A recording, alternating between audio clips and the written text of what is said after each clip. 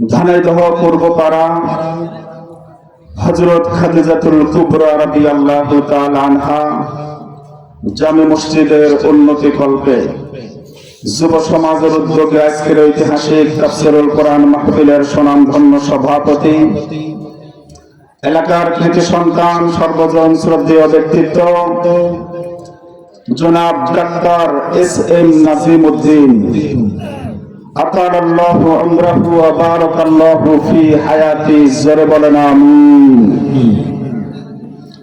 আজকের জলসার সম্মানিত প্রধান মেহমান, বাংলাদেশ জামাত ইসলামী নাটোর জেলা অ্যাসিস্ট্যান্ট সেক্রেটারি, বড়াইগ্রাম উপজেলা পরিষদের সাবেক ভাইস চেয়ারম্যান এবং ভারপ্রাপ্ত সফল চেয়ারম্যান, দক্ষিণ পূর্ব এশিয়ার সর্ববৃহৎ ছাত্র আন্দোলন বাংলাদেশ ইসলামী ছাত্র শিবির নাটোর জেলা শাখার সাবেক সংগ্রামী সভাপতি, বড়াইগ্রাম গুরুদাসপুরের গণমানুষের নেতা, বিশিষ্ট রাজনীতিবিদ, শিক্ষাবিদ, আগামী ত্রয়োদশ জাতীয় সংসদ নির্বাচনে জামাত কর্তৃক এমপি পদপ্রার্থী জননেতা অধ্যাপক মাওলানা আব্দুল হাকিম ভাই, আল্লাহর এই গোলামের জন্য দোয়া করছি আল্লাহ রাব্বুল আলামিন যেন তাকে হযরত উমরের মতো কবুল আর মঞ্জুর করে নেন। জোরে বলেন আমিন, আরো জোরে বলেন আমিন।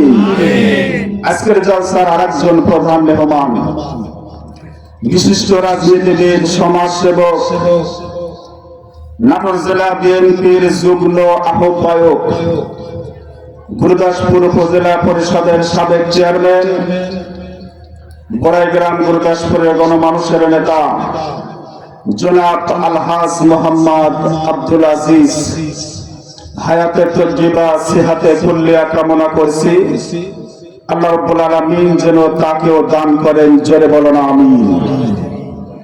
আজকের জলসার সম্মানিত বিশেষ মেহমান, বাংলাদেশ জামাত ইসলামী ৪ নম্বর নগর ইউনিয়ন শাখার শ্রদ্ধাভাজন আমির, বিশিষ্ট রাজনীতিবিদ, সমাজসেবক ডাক্তার মাওলানা হাসিনুর রহমান এবং মোহাম্মদ আবুল কাশেম প্রামাণিক সাবেক মেম্বার, তাদের উভয়ের জন্য দোয়া করছি আল্লাহ রাব্বুল আলামিন যেন তাদেরকেও হযরত উমরের মতো কবুল আর মঞ্জুর করে নেন। জোরে বলেন আমিন। মঞ্চে বসা অন্যান্য উলামা ইকরাম, সামনে বসা মুসলমান ভাইয়েরা, পর্দার আড়ালের সম্মানিতা মা এবং বোনেরা, প্রিয় এলাকাবাসী, সবার প্রতি আমার আন্তরিক সালাম। আসসালামু আলাইকুম ওয়া রাহমাতুল্লাহি ওয়া বারাকাতুহু। সর্বপ্রথমে প্রশংসা জ্ঞাপন করেছে মহান আল্লাহর দরবারে, যে মহান রব্বুল আলামিন আমাদের সবাইকে আজকের এই ধানাইদহ পূর্বপাড়া জামে মসজিদের উন্নতি কল্পে যুবকদের আয়োজনে আজকের এই মাহফিলে আসার এবং বসার যিনি সুযোগ তৈরি করে দিলেন, তার জন্য খুশি হয়ে পড়ছি আলহামদুলিল্লাহ। শতকোটি দরুদ এবং সালাম বর্ষিত হোক মানবতার মহান নেতা সাইয়্যিদুল মুরসালিন রাহমাতাল লিল আলামিন জনাবে মুহাম্মদুর রাসূলুল্লাহ, সবাই বলি সাল্লাল্লাহু আলাইহি ওয়াসাল্লামের প্রতি, এবং মাগফিরাত কামনা করছি ওই সকল শহীদে আকবর প্রতি যে সকল শহীদান বদরের প্রান্ত থেকে অদ্যাবধি পর্যন্ত আল্লাহর জমিনে আল্লাহর দ্বীনকে বিজয় করার জন্য যারা তাদের বুকের তাজা রক্ত সবুজ ভূখণ্ডে বিলিয়ে দিতে কুণ্ঠাবোধ করেননি, তাদের সবার জন্য দোয়া করছি রব্বে কারীম যেন তাদের সবার শাহাদাতকে কবুল করে নেন। জোরে বলেন আমিন, আর জোরে বলেন আমিন। সম্মানিত উপস্থিতি, আজকে আমার আলোচনার বিষয় কোরআনের উপকারিতা।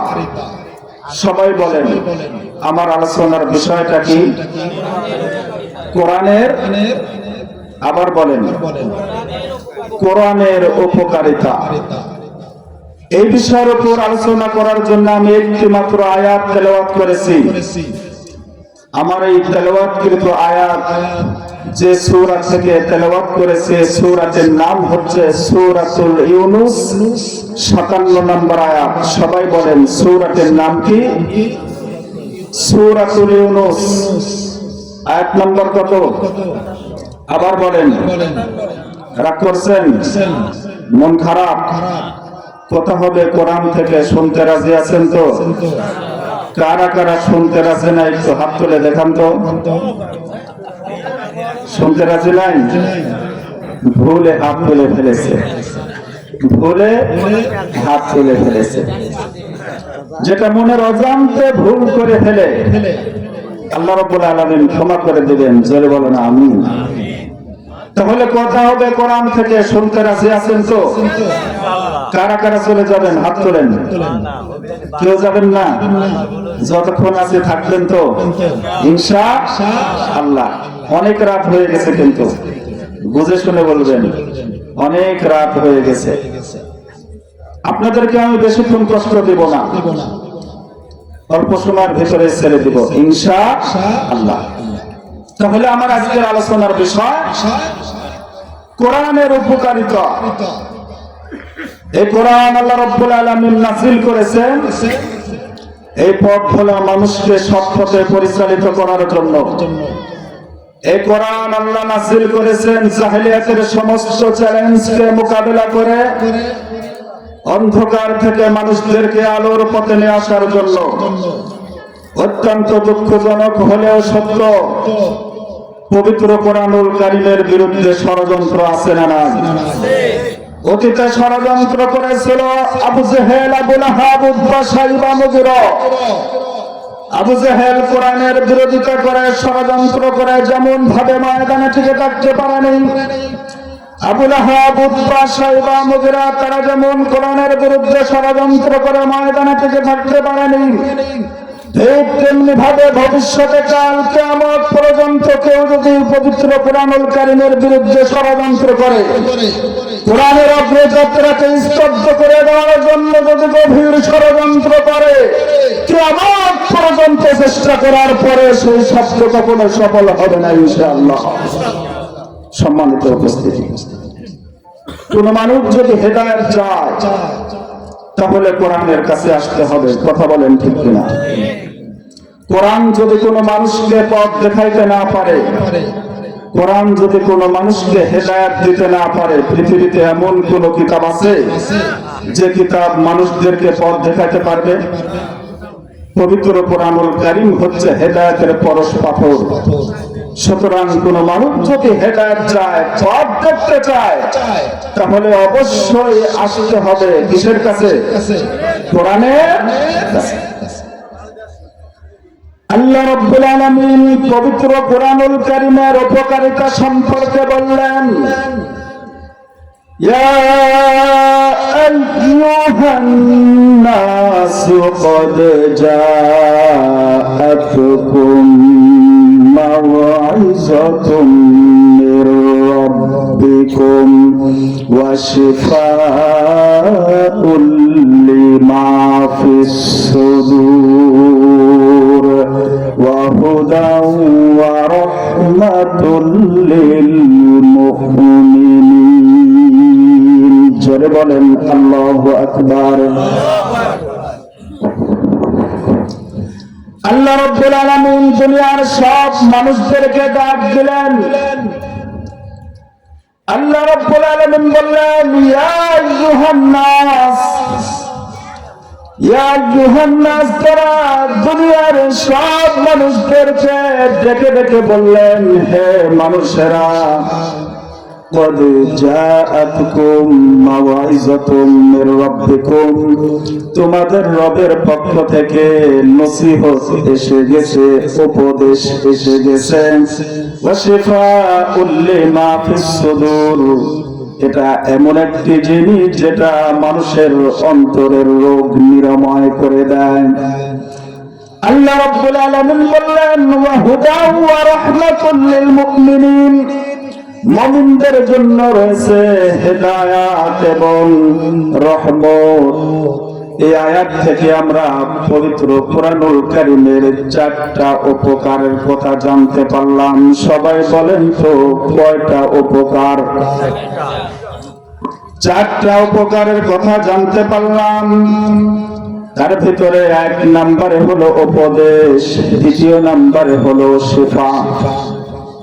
কারণ অন্তরের ভিতরে যদি রোগ থাকে, কারণ অন্তরের ভিতরে যদি ব্যাধি থাকে, পবিত্র কুরআনুল কারীম যদি সে তেলাওয়াত করে, পবিত্র কুরআনুল কারীমের আয়াতগুলো যদি সে তেলাওয়াত করে, কোরআন থেকে সে যদি শিক্ষা নেয়, তার অন্তরের ভিতরে যে রোগ রয়েছে, ব্যাধি রয়েছে, আল্লাহ রাব্বুল আলামিন সেই রোগগুলোকে দূর করে দিবেন। জোরে বলেন সুবহানাল্লাহ।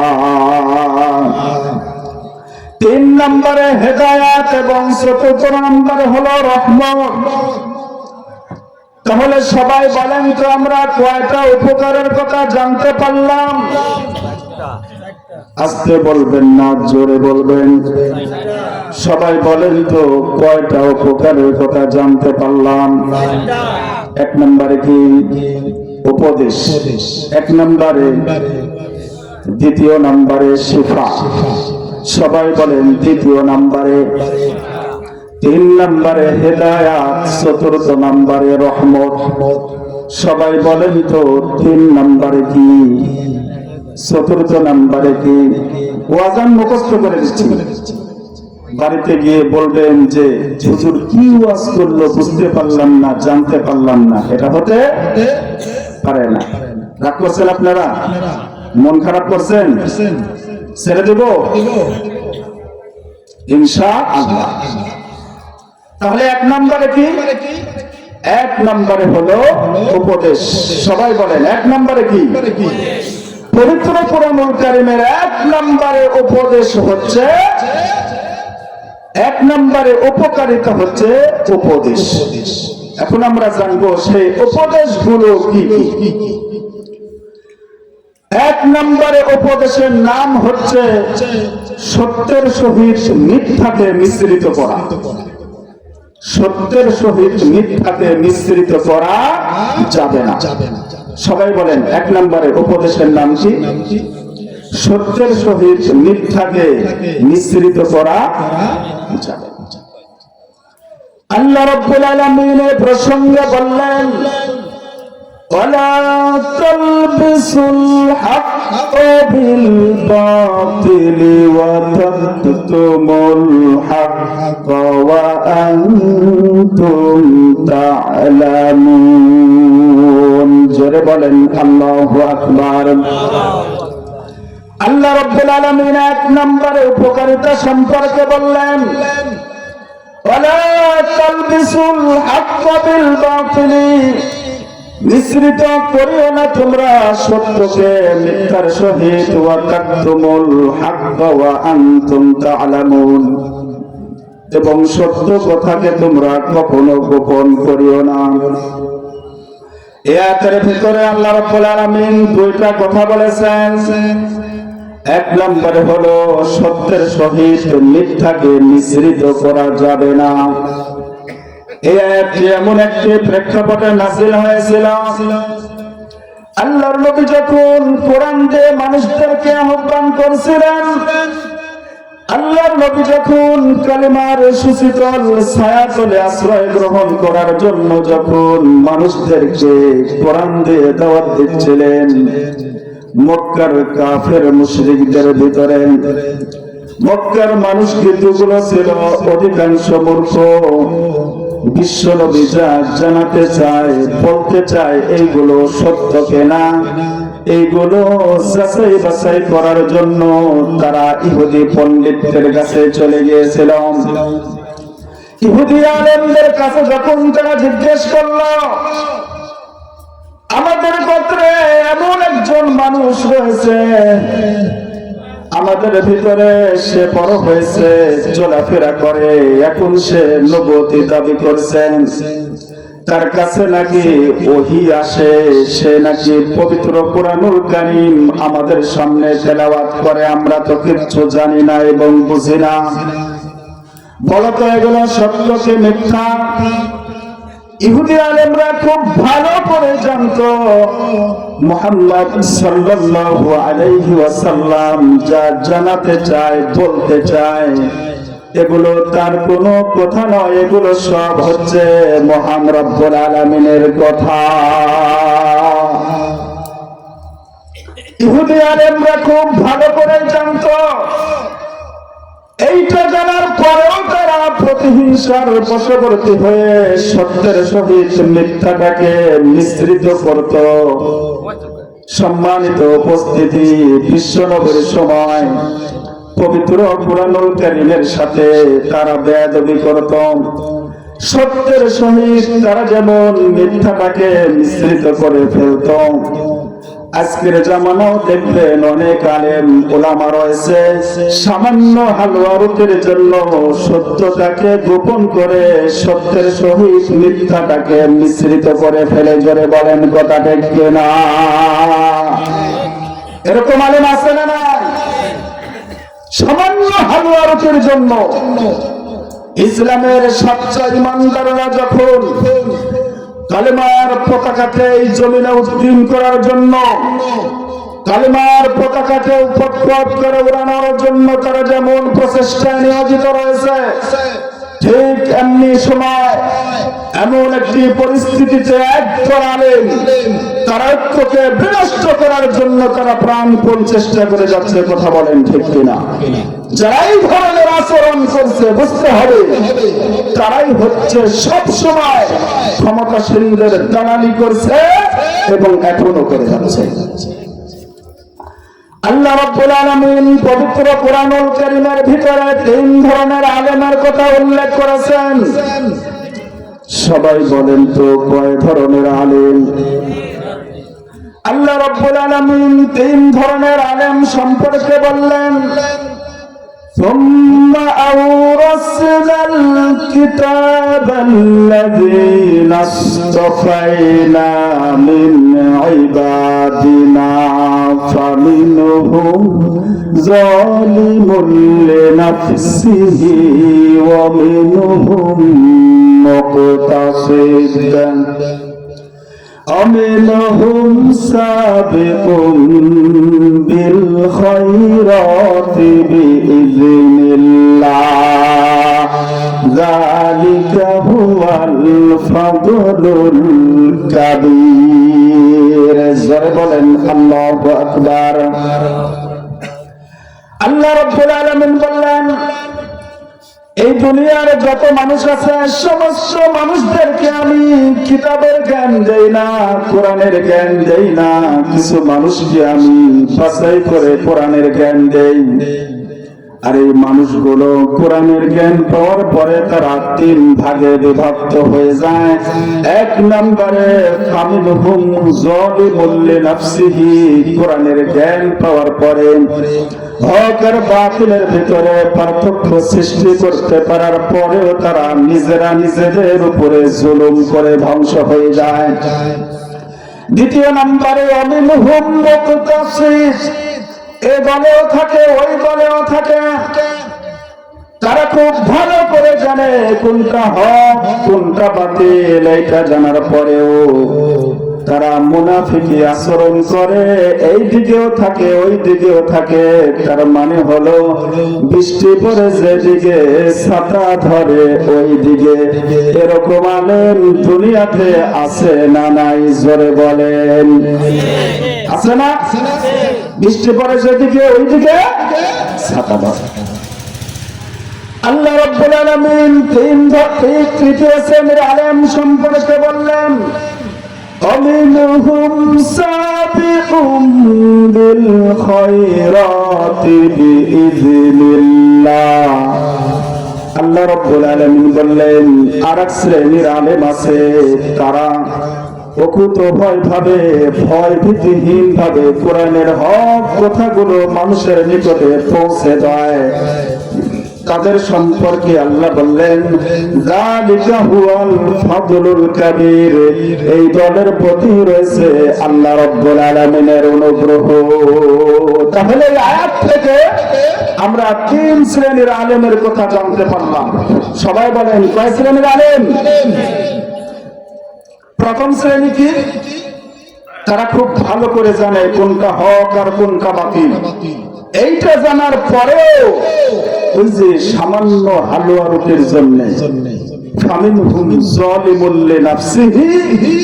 তারা নিজেরা নিজেদের উপরে জুলুম করে ধ্বংস হয়ে যায়। বিগত দিনে তো আমরা দেখেছি ক্ষমতাসীনদের দালালি করেছে, সামান্য হালুয়া রুটির জন্য ক্ষমতাসীনদের দালালি করেছে। এরকম আলেম আছে না নাই?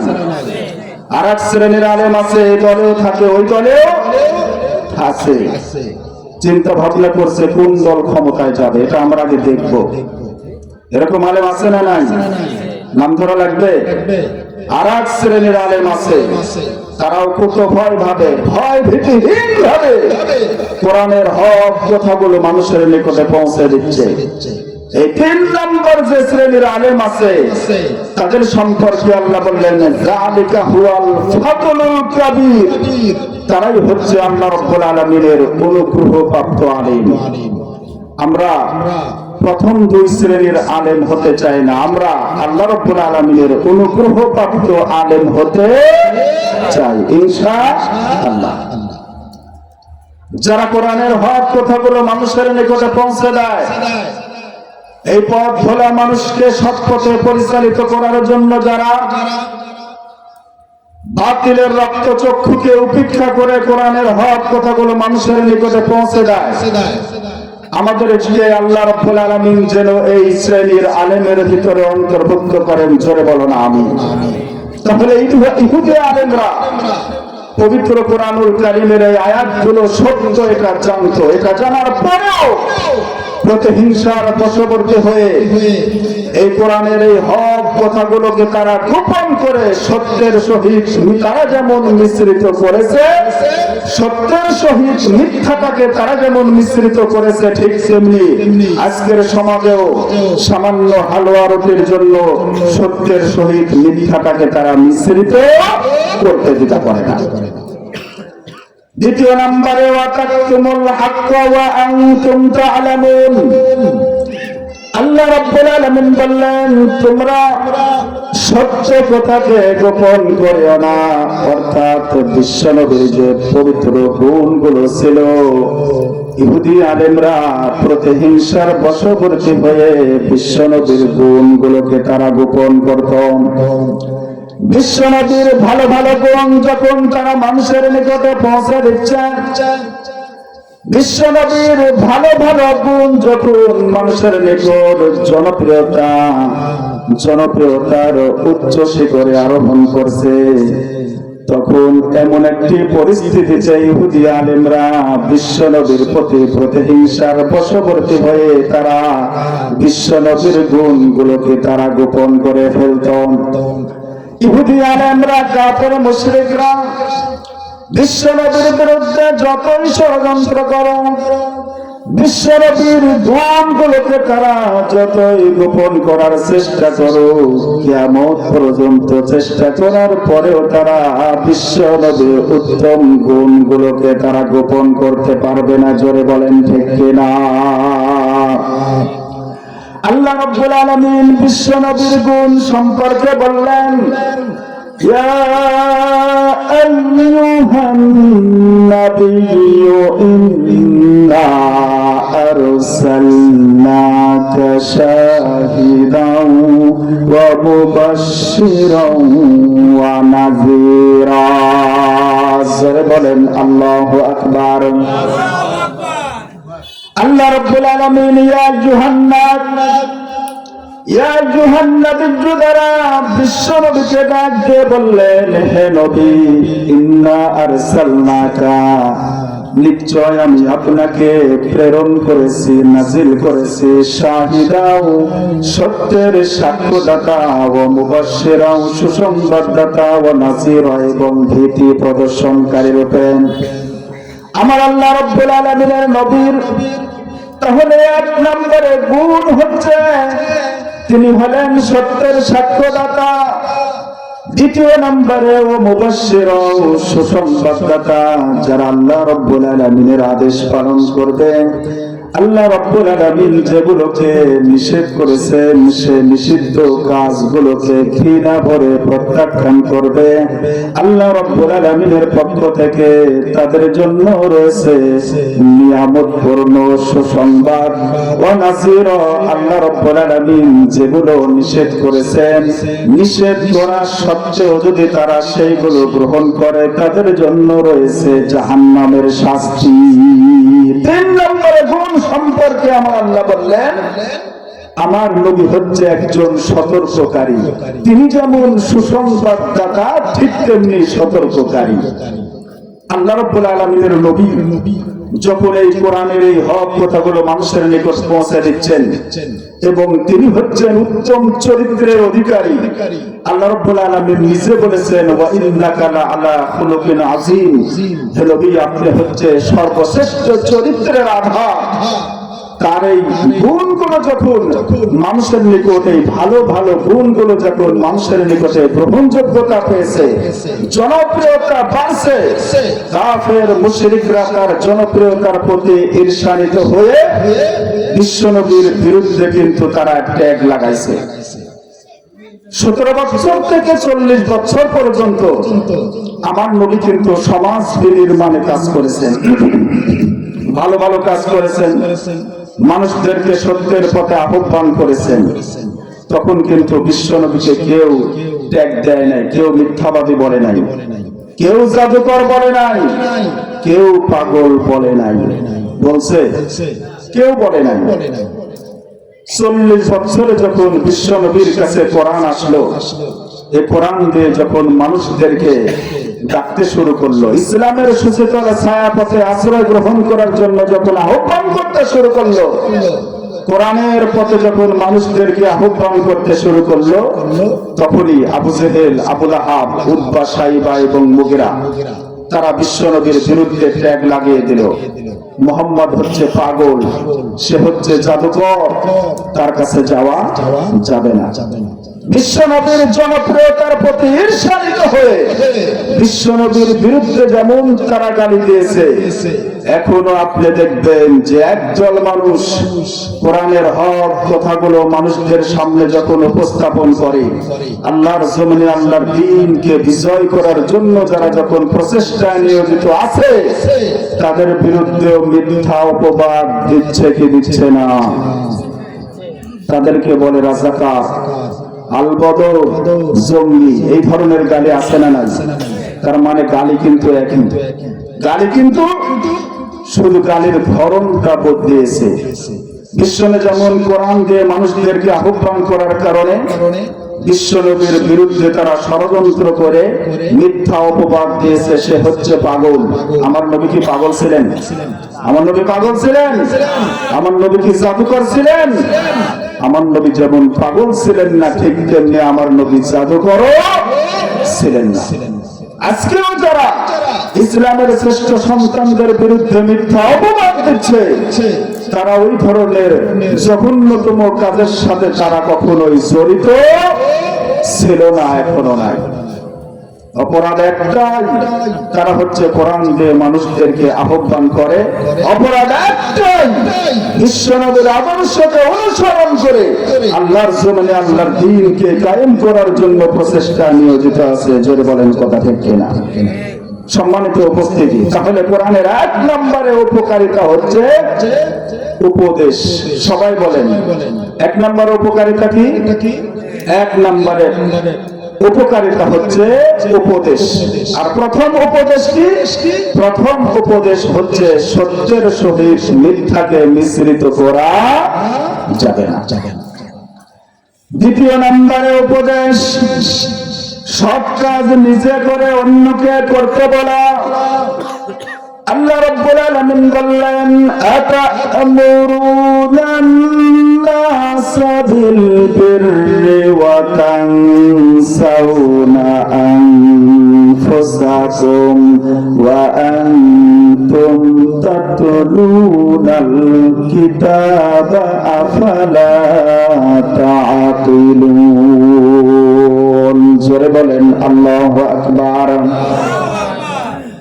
আল্লাহ রাব্বুল আলামিন দ্বিতীয় নাম্বার উপদেশ সম্পর্কে বললেন, আতা'মুরুনা আন-নাসা বিল বিররি, কি আশ্চর্য নির্দেশ দাও তোমরা মানুষকে, ওয়া তানসাউনা আনফুসাকুম, অথচ বিস্মৃত হও নিজেদেরকে, ওয়া আনতুম তাতলুনাল কিতাব, অথচ অধ্যয়ন করো তোমরা কিতাব, আফালা তাকিলুন, তোমরা কি বোঝো না?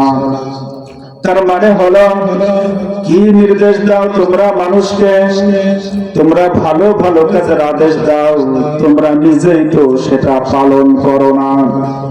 আমাদের ভিতরে এরকম মানুষ আছে না নাই? সবাই বলেন তো। জানাজা পূর্ব সমাবেশে অনেক আলেম বক্তব্য দেয়, জানাজা পূর্ব সমাবেশে অনেক লিডাররা বক্তব্য দেয়, বক্তব্য দিতে গিয়ে তারা নামাজের কথা বলে, অথচ নিজেরাই নামাজ পড়ে না। অনেক দলের লিডার আছে, জানাজা পূর্ব সমাবেশে তারা সৎ কাজের আদেশের কথা বলে, নিজেই তো সৎ কাজ করে না। অনেক লিডাররা রয়েছে, যখন জালসা হয় তখন মেহমান হিসাবে উপস্থিত হয়, মঞ্চে এসে তারা ভালো ভালো কাজের কথা বলে, কিন্তু নিজেরাই কিন্তু ভালো ভালো কাজ করে না। এই ধরনের মানুষ আছে না নাই? এই ধরনের লিডার আছে না নাই? জানাজা পূর্ব সমাবেশে বক্তব্য দেবে কারা? আলেমরা বক্তব্য দেবে, ঠিক কিনা? আজকের এই জালসা কোরআনের জালসা, কোরআনের কথা এখানে হয়, হাদিসের কথা এখানে হয়, কিন্তু অনেক দলের লিডার যারা আছে তারা বক্তব্য দেয়, তারা নামাজের কথা কয়, নিজেরাই তো নামাজ পড়ে না। তারা ভালো ভালো কথা বলে, অথচ মঞ্চ থেকে নেমে যাওয়ার পরে তারা নিজেরাই ভালো ভালো আমল করে না। এইরকম লিডার আছে না না? আল্লাহ রাব্বুল আলামিন বললেন, আতা'মুরুনা আন-নাসা বিল বিররি, কি নির্দেশ দাও তোমরা মানুষদেরকে, অথচ নিজেরাই তো তোমরা ভালো ভালো কাজ করো না। আল্লাহ রাব্বুল আলামিন তাদের সম্পর্কে বললেন, ইয়া আইয়ুহাল্লাযীনা আমানু লিমা তাকুলুনা মা লা তাফআলুন। জোরে বলেন আল্লাহু আকবার। আল্লাহ রাব্বুল আলামিন ঈমানদারদেরকে ডেকে ডেকে বললেন, হে ঈমানদারগণ, লিমা তাকুলুনা মা লা তাফআলুন, তোমরা এমন কথা কেন বলো যেটা তোমরা নিজেরা আমল করো না। কাবুরা মাকতান ইনদাল্লাহি, এটা আল্লাহ রাব্বুল আলামিনের কাছে অত্যন্ত অপছন্দনীয় কাজ। আন তাকুলু মা লা তাফআলুন, তোমরা যেটা নিজেরা বলো অথচ সেটা নিজেদের ভিতরে আমল করো না।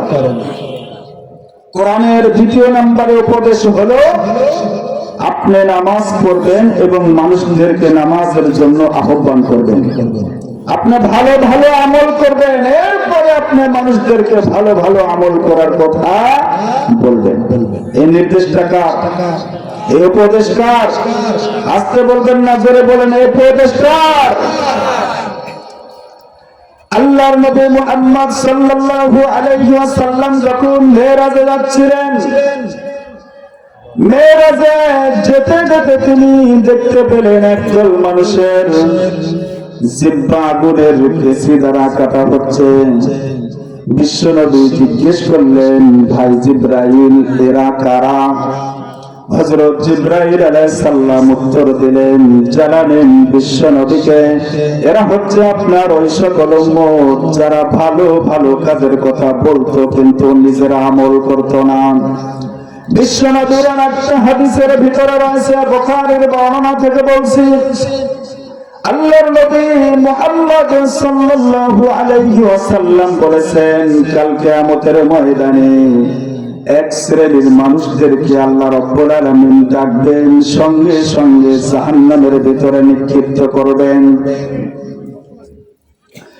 জাহান্নামে নিক্ষিপ্ত হয়ে যাওয়ার পরে পেট থেকে সঙ্গে সঙ্গে নারী ভুঁড়ি বের হয়ে যাবে, নারী ভুঁড়িকে কেন্দ্র করে চাকরির মতো করতে থাকবেন। মানুষগুলো সে জাহান্নাম বাসীর কাছে এসে জিজ্ঞেস করবে, ওহে তুমি তো আমাদেরকে দুনিয়ার বুকে ভালো ভালো কথা বলেছো, কিন্তু আজকে তুমি জাহান্নামের ভিতরে কেন? ওই ব্যক্তি জবাব দেবে, ভালো ভালো কথা বলেছিলাম কিন্তু নিজে সেইগুলো আমল করি না। আমি ভালো কথা বলেছিলাম, আমি নামাজের কথা বলেছিলাম কিন্তু আমি নিজে নামাজ পড়ি নাই। আমি ভালো ভালো কথা বলেছিলাম কিন্তু সেইগুলো আমি বাস্তবে আমল করি নাই। আর এই বাস্তবে আমল না করার পরিণাম আজকে জাহান্নাম। তাহলে পবিত্র কোরআনুল কারীমের দ্বিতীয় নাম্বার উপদেশ কি বলেন? নিজে আমল করে অন্যকে আমল করতে বলা। সবাই বলেন, নিজে আমল করে এরপর অন্যকে আমল করতে বলা। মনে থাকবে তো? মনে থাকবে। প্রথম নাম্বার উপদেশ কি বলেছিলাম? সবাই বলেন, সত্যের সহিত মিথ্যাকে মিশ্রিত করা যাবে না এবং সত্য কথাকে গোপন করা যাবে না। মনে থাকবে। দ্বিতীয় নাম্বার, নিজে আমল করে অন্যকে আমল করতে বলা।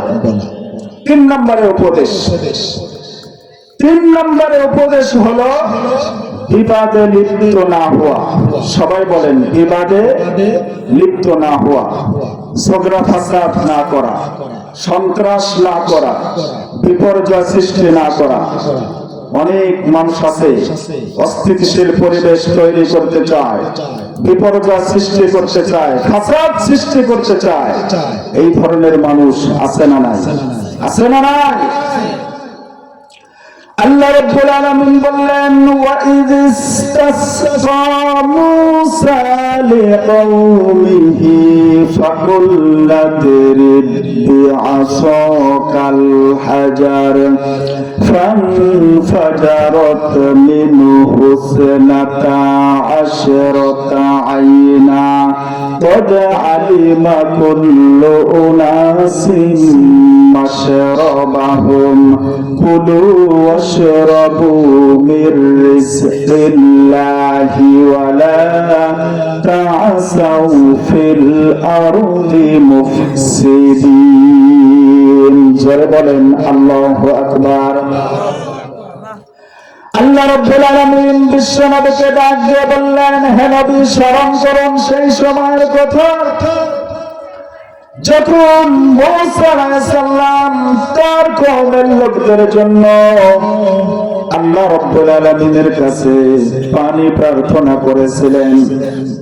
আল্লাহ রাব্বুল আলামিন মূসা আলাইহিস সালামকে বললেন, বিআসাকাল হাজার, হে মূসা তোমার হাতে কি?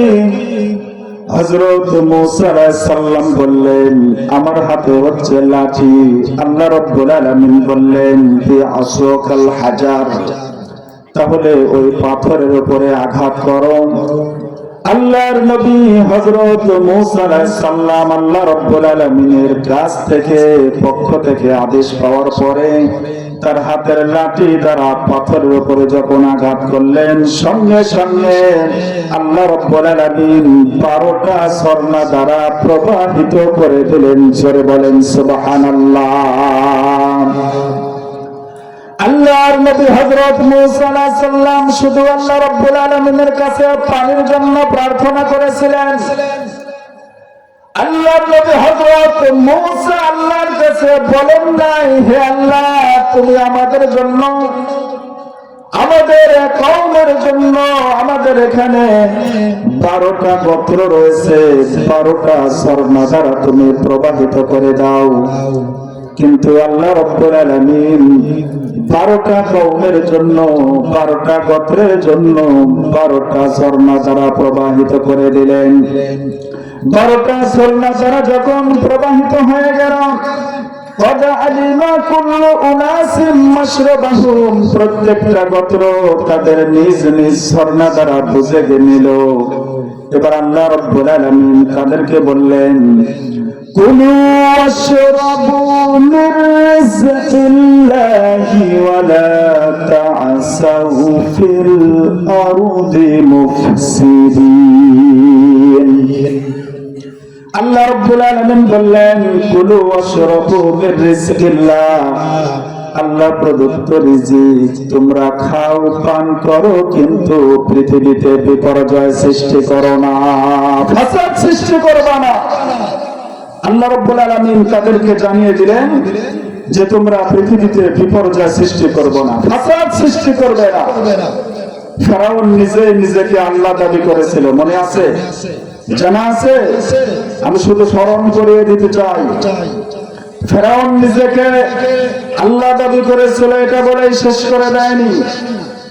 সে যখন রাজ্য পরিচালনা করেছিল, আইন নিজের মতো করে তৈরি করে দেশের সব মানুষকে মানতে বাধ্য করেছিল। পৃথিবীতে ফেরাউনের মতো এইরকম জালেম শাসকও আছে, নিজের মতো করে আইন তৈরি করে দেশের সব মানুষকে মানতে বাধ্য করেছিল।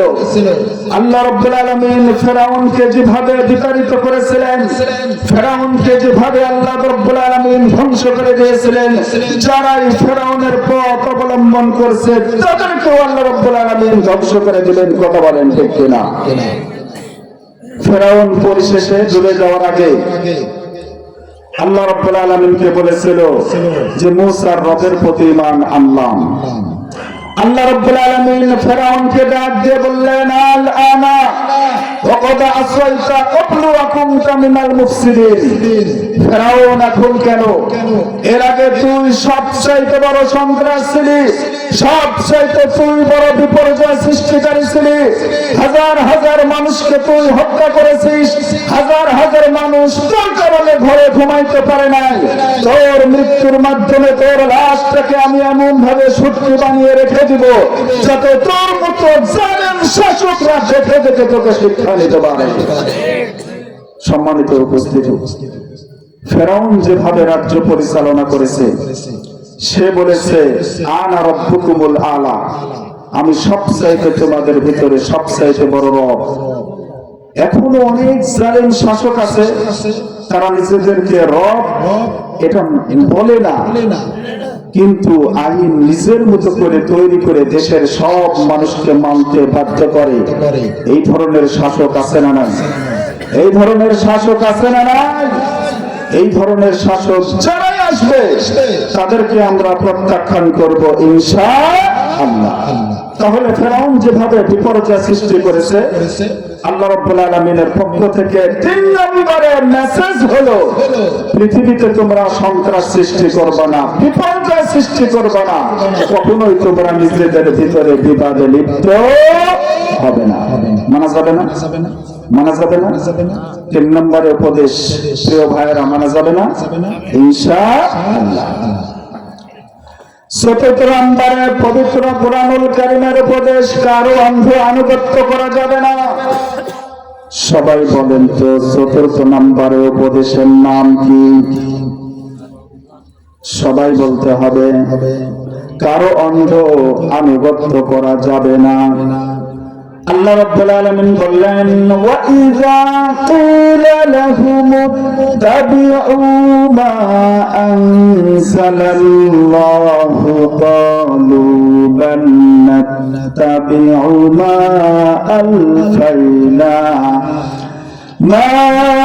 আলফাইনা আলাইহি আবাআনা আওয়ালাউ কানা আবাউহুম লা ইয়াকিলুনা শাইআন ওয়া লা ইয়াহতাদুন।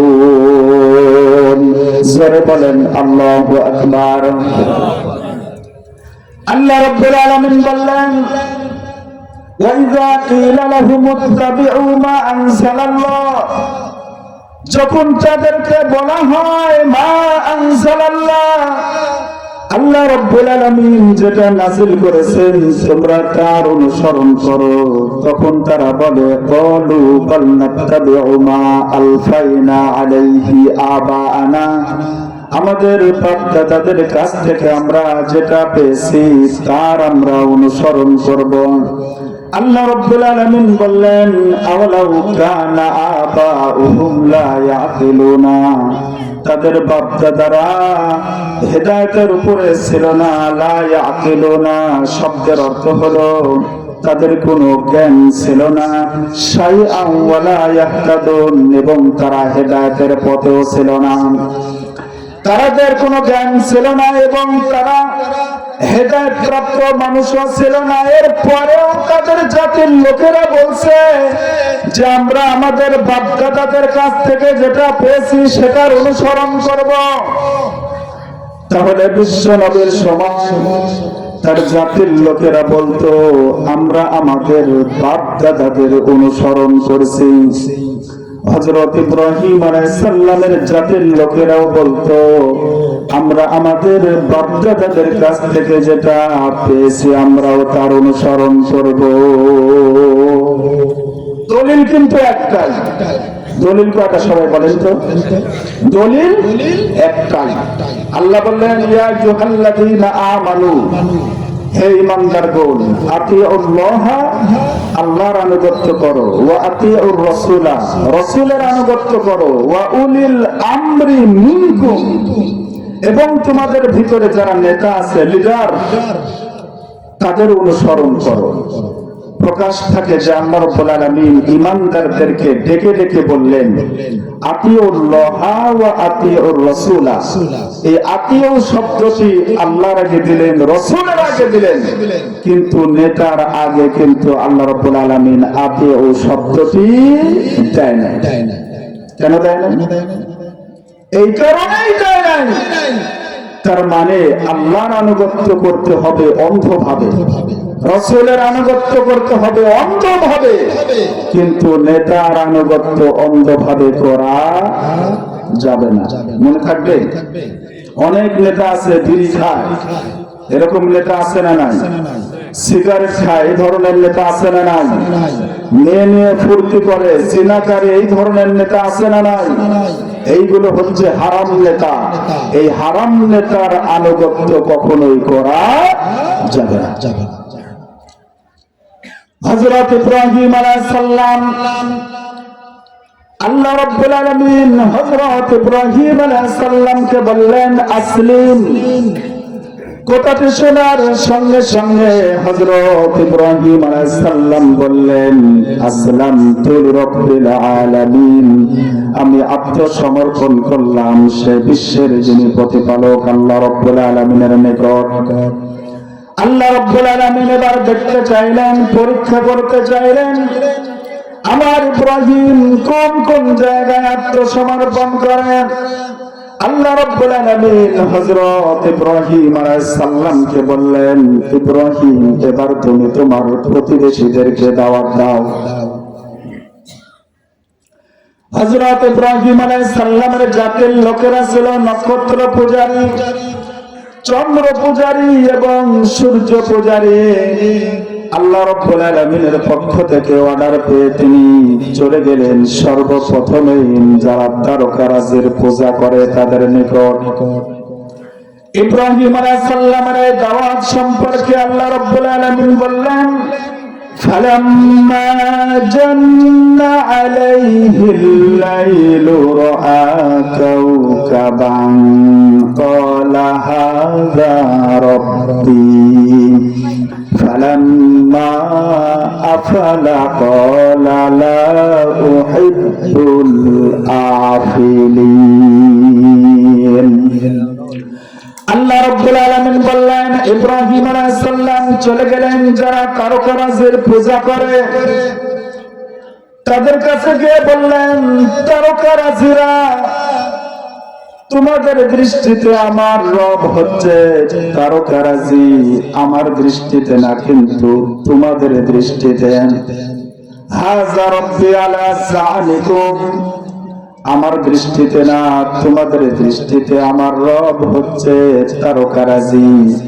অবশেষে তারকা যখন ডুবে গেল ইব্রাহিম আলাইহিস সালাম বললেন যে ডুবে যায় যার শক্তি অন্য শক্তির কাছে খর্ব হয় সে কখনোই আমার রব হতে পারে না।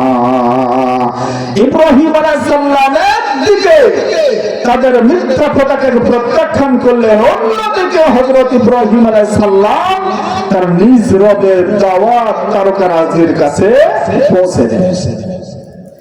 দাওয়াত হয়ে গেল। যারা তারকারাজির পূজা করত তাদের নিকট হযরত ইব্রাহিম আলাইহিস সালামের দাওয়াত হয়ে গেল।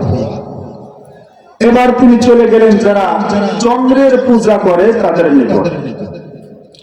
ইব্রাহিম আলাইহিস সালাম তাদের কাছে গিয়ে বললেন, فلما رأى القمر بازغا قال هذا ربي فلما أفل قال لئن لم يهدني ربي لأكونن من القوم الضالين।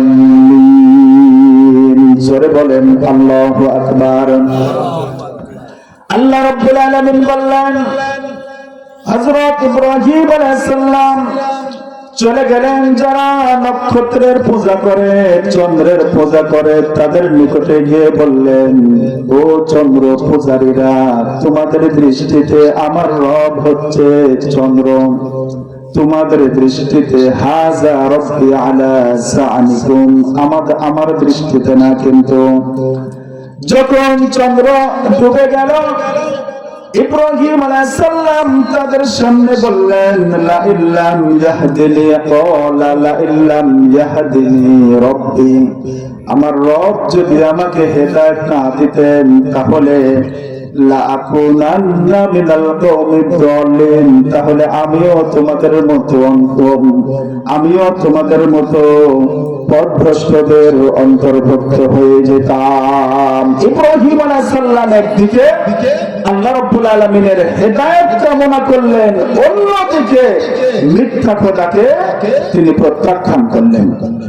যারা চন্দ্রের পূজা করত তাদের নিকট হযরত ইব্রাহিম আলাইহিস সালামের দাওয়াত হয়ে গেল। ইব্রাহিম আলাইহিস সালাম এবার চলে গেলেন যারা সূর্যের পূজা করে তাদের নিকট। ইব্রাহিম আলাইহিস সালাম তাদের সামনে গিয়ে বললেন, ফালাম্মা রাআশ শামসা বাযিগাতান ক্বালা হাযা রাব্বি হাযা আকবার ফালাম্মা আফালাত ক্বালা ইয়া কওমি ইন্নী বারিউম মিম্মা তুশরিকুন। আল্লাহ রাব্বুল আলামিন বললেন, হযরত ইব্রাহিম আলাইহিস সালাম চলে গেলেন যারা সূর্যের পূজা করে তাদের নিকট। বললেন, হে সূর্য পূজারীরা, তোমাদের দৃষ্টিতে আমার রব হচ্ছে সূর্য, কারণ এটা সবচাইতে বড়। তোমাদের দৃষ্টিতে আমার দৃষ্টিতে না, কিন্তু হাযা রাব্বি আলা সানিকুম। এরপর সূর্য যখন ডুবে গেল ইব্রাহিম আলাইহিস সালাম বললেন, ইন্নী বারিউম মিম্মা তুশরিকুন।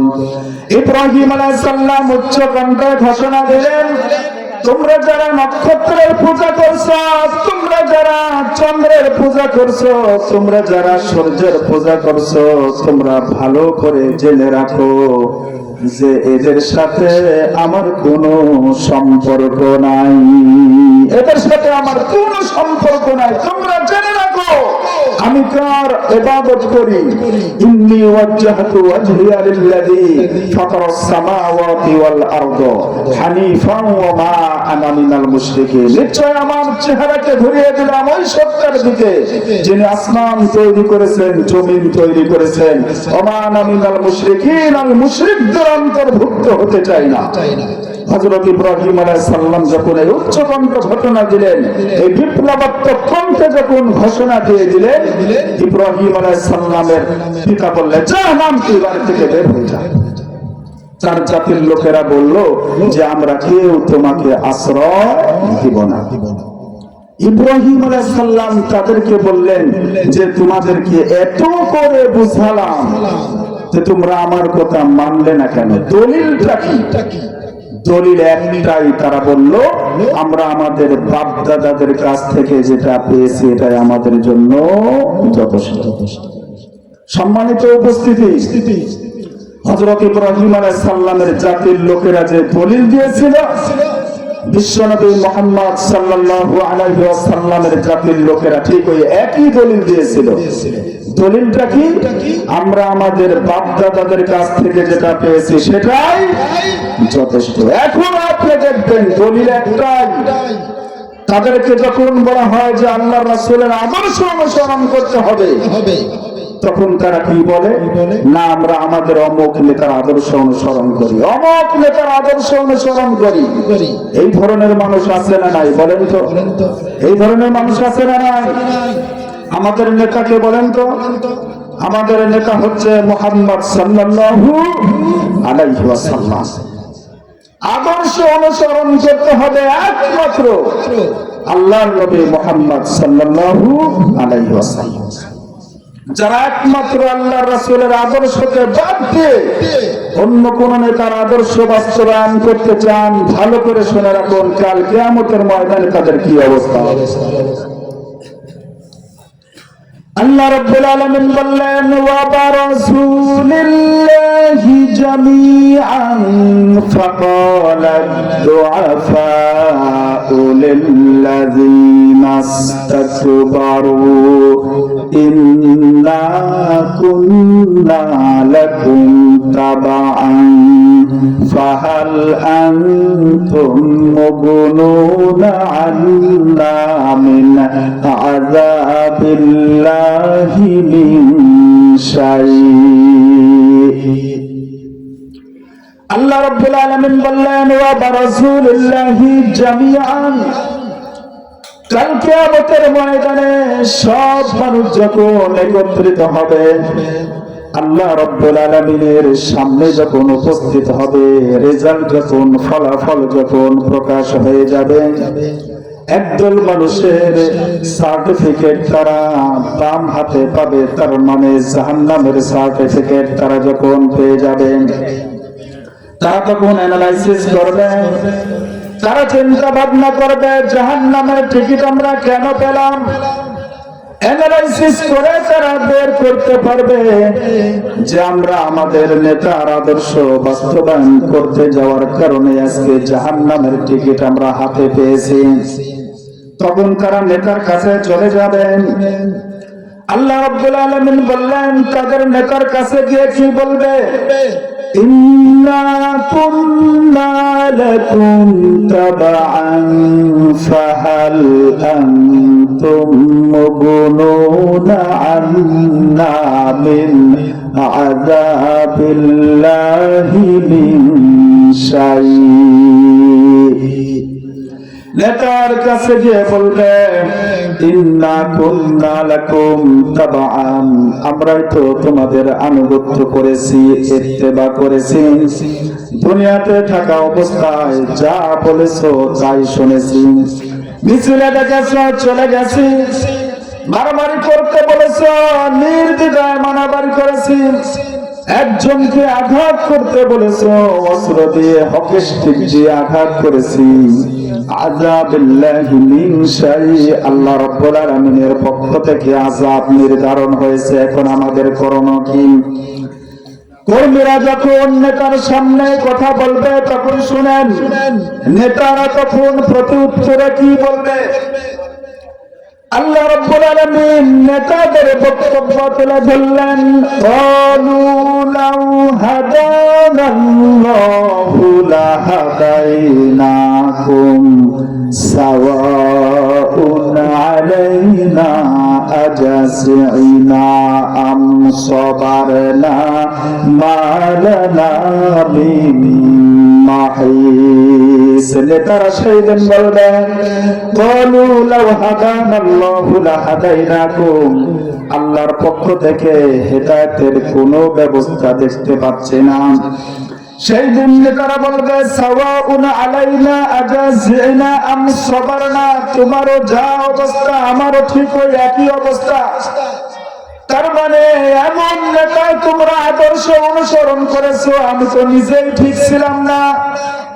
আজকে আমারই জাহান্নামের সার্টিফিকেট পেয়েছি, আজকে কোনো অবস্থা নাই, ধৈর্য ধারণ করো। আল্লাহ রাব্বুল আলামিনের সিদ্ধান্তের দিকে তোমরা তাকিয়ে থাকো এবং অপেক্ষা করো। কাল কিয়ামতের ময়দানে কঠিন বিপদের সম্মুখীন করবেন আজকে যারা হারাম নেতার অনুসরণ করছে, যে নেতা বিড়ি খায়, সিগারেট খায়, আল্লাহর ভয় তাদের ভিতরে নাই, আইনের বিধান ভিতরে কে অন্যায় ভাবে মানুষদেরকে হত্যা করে, হত্যার নির্দেশ দেয়, এই ধরনের নেতার অন্ধ আনুগত্য করা যাবে না। সময় এসেছে সব কিছু বদলে দেওয়ার। আপনি কোন নেতার আদর্শ অনুসরণ করবেন? ইমানদার, আল্লাহ ভীরু, সৎ এবং যোগ্য নেতা। কথা বলেন ঠিক কিনা? যে নেতা আল্লাহকে মানে, যে নেতা রাসূলকে মানে, সেই নেতার আদর্শ অনুসরণ করবেন। যে নেতা আল্লাহর আনুগত্য করে না, রাসূলের আনুগত্য করে না, ওই ধরনের নেতার আনুগত্য করা যাবে না। মনে থাকবে তো? কোরআনের ৪র্থ নাম্বার উপদেশ হলো কারো অন্ধ অনুসরণ করা যাবে না। মনে থাকবে ইনশাআল্লাহ। ৫ নম্বরে মদ পান করা যাবে না। সবাই বলেন ৫ নম্বরে কোরআনের উপদেশটা কি? মদ পান করা যাবে না। মদটা কি জানেন? মস্তিষ্কের সুশৃঙ্খল কর্মকাণ্ড ভেঙে দিয়ে মুক্ততা সৃষ্টি করে। মস্তিষ্কের সুশৃঙ্খল কর্মকাণ্ড ভেঙে দিয়ে যে জিনিস মুক্ততা সৃষ্টি করে, মুক্ততা মানে মাতলামু করে, নেশামু করে, নেশাগ্রস্ত হয়, এই ধরনের যত কিছু আছে সমস্ত কিছুই হচ্ছে মদের অন্তর্ভুক্ত। নবীজি একটি হাদিসের ভিতরে বলেছেন, লা ইয়াসনি যানি হিনা ইয়াসনি ওয়া হুয়া মুমিন। যারা জিনা করে তারা কখনো মুমিন থাকতে পারে না। ওয়ালা ইয়াসরিকু হিনা ইয়াসরিকু ওয়া হুয়া মুমিন। যারা চুরি করে তারা কখনো মুমিন থাকতে পারে না। ওয়ালা ইয়াশরাবুল খামরা হিনা ইয়াশরাবুহা ওয়া হুয়া মুমিন। যারা মদ পান করে তারা কখনো ঈমানদার থাকতে পারে না। তারা আবার ঈমানদার হয়, তারা আবার ঈমান ফিরে পায় কখন? ওয়াত-তাওবাতু মা'রুদাতুন বাদ। যখন তারা তওবা করবে তখন আবার ঈমানদারের ভিতরে ফিরে আসবে। কিন্তু আপনি যদি মদ পান করতে করতে মৃত্যুবরণ করেন, আপনি যদি জিনা করা অবস্থায় মৃত্যুবরণ করেন, তওবা করার আগেই যদি আপনি মৃত্যুবরণ করেন, তাহলে আপনি বেঈমান হয়ে মৃত্যুবরণ করলেন। সম্মানিত উপস্থিতি, মদ পান করার কথা বলেছিলাম। তাহলে যারা বিড়ি খান, সিগারেট খান, গাঁজা খান, ইয়াবা খান, আরো কত কিছু আছে না নাই, এগুলো কি? এগুলো নেশা কিনা? এগুলো নেশা কিনা? সবাই বলেন নেশা না? তাহলে মস্তিষ্কের সুশৃঙ্খল কর্মকাণ্ড ভেঙে দিয়ে যে জিনিস মত্ততা সৃষ্টি করে, নেশাগ্রস্ত হয়, সেটাই হচ্ছে মদের অন্তর্ভুক্ত। নবীজি একটি হাদিসে বলেছেন, কুল্লু মুসকিরিন খামরুন। যত নেশাগ্রস্ত জিনিস আছে সব হচ্ছে মদের অন্তর্ভুক্ত। কুল্লু মুসকিরিন হারাম। আর প্রত্যেকটা নেশাগ্রস্ত বস্তুই আল্লাহ রাব্বুল আলামিন হারাম করে দিয়েছেন। সুতরাং আল্লাহ রাব্বুল আলামিন ৫ নম্বরে নসিহত হলো, উপদেশ হলো, তোমরা মদ পান করবে না। আল্লাহ রাব্বুল আলামিন পবিত্র কুরআনুল কারীমের ভিতরে এক ধাপে মদটাকে হারাম করে দেননি, ৪ ধাপে মদটাকে হারাম করে দিয়েছেন। সবাই বলেন তো কয় ধাপে হারাম করে দিয়েছেন? ১ নম্বরে পরোক্ষ ইঙ্গিত দিয়েছেন। মদ হারামের ব্যাপারে পরোক্ষ আল্লাহ রাব্বুল আলামিন ইঙ্গিত দিয়েছেন। আল্লাহ রাব্বুল আলামিন বললেন, অমিন সামারাতিন নাখিলি ওয়াল আ'নাবি তাত্তাখিযুনা মিনহু সাকারান ওয়া রিজকান হাসানা ইন্না ফি যালিকা লাআয়াতান লিকাওমিন ইয়াকুলুন। تعقلون জোরে বলেন আল্লাহু আকবার।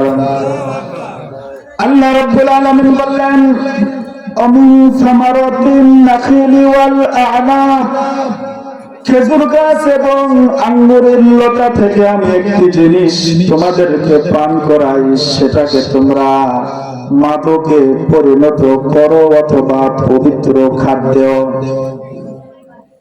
তাহলে এই আয়াত থেকে আমরা কি জানতে পারলাম, কি শিখতে পারলাম? আল্লাহ রাব্বুল আলামিন খেজুরের গাছ দিয়েছেন, খেজুরের রস থেকে অথবা আঙ্গুরের লতা থেকে মানুষ মাদকে পরিণত করে, নেশাগ্রস্ত সৃষ্টি করে, এটা পবিত্র খাদ্য। তাহলে পবিত্র খাদ্য এবং নেশাগ্রস্ত হয়। আল্লাহ রাব্বুল আলামিন এই কথার দ্বারা মদটাকে পরোক্ষভাবে হারামের ইঙ্গিত দিয়েছেন। এরপরেও মানুষ মদ পান করে। দ্বিতীয় নম্বরে আল্লাহ রাব্বুল আলামিন অপছন্দের কথা বলেছেন, এটা হলো অপছন্দ। আল্লাহ বললেন ইয়াসআলুনাকা আনিল খামরি ওয়াল মাইসির কুল ফীহিমা ইসমুন কাবীরুন ওয়া মানাফিউ লিন-নাস। জোরে বলেন আল্লাহু আকবার।